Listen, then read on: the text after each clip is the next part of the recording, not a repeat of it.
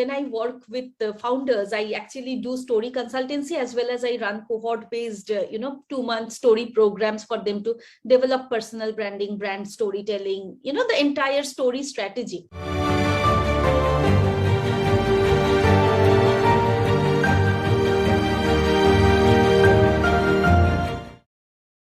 The thing is that feminism is not activism.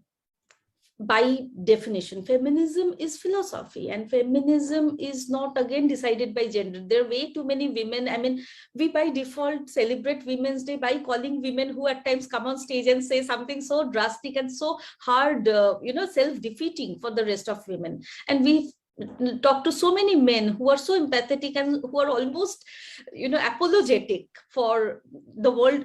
The world is unfair, and we have to fix it.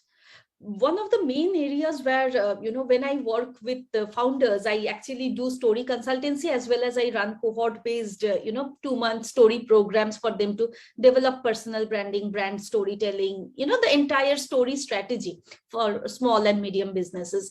And a number of social founders come to me, and what happens typically, and it could be something that, I would definitely love your opinion also on that, because you have experience in running a, SDG 5 based venture. It's very common for us to create a community which becomes an echo chamber after a while. We all come together, we all talk about these things, we all know these things pinch and hit hard, but we go back and we cannot even take these conversations back into our own dining tables.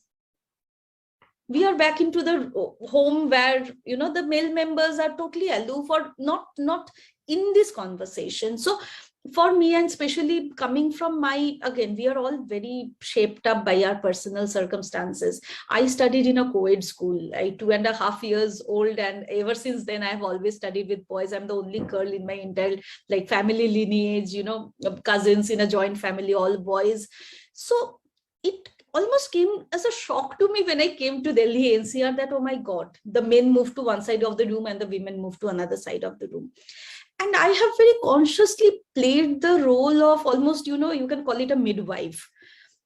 A midwife is somebody who stands at the door and, conveys the labor news to the male heads of the house. And I almost make it a mission to include the men in the room.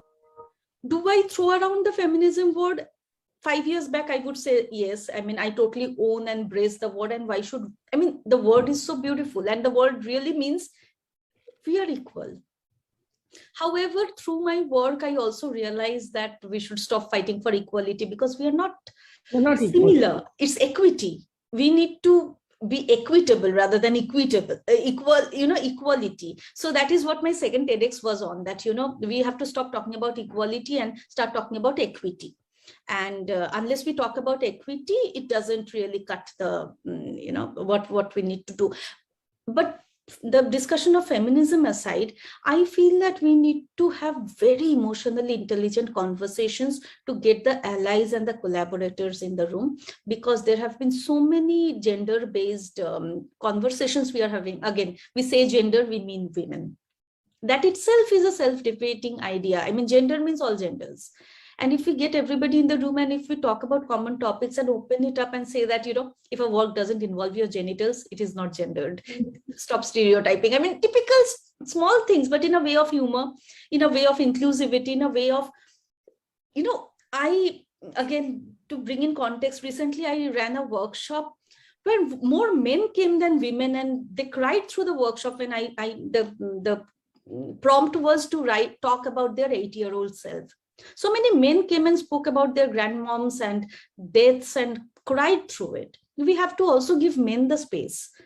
So I feel that, especially working with social founders, I have seen that we have to choose our words, but we have to be very conscious about getting the men in the room and talking about parenting rather than motherhood. We also did Joys of Fatherhood last year. In October, we ran, a campaign called Joys of Fatherhood to celebrate parenting from the father's angle.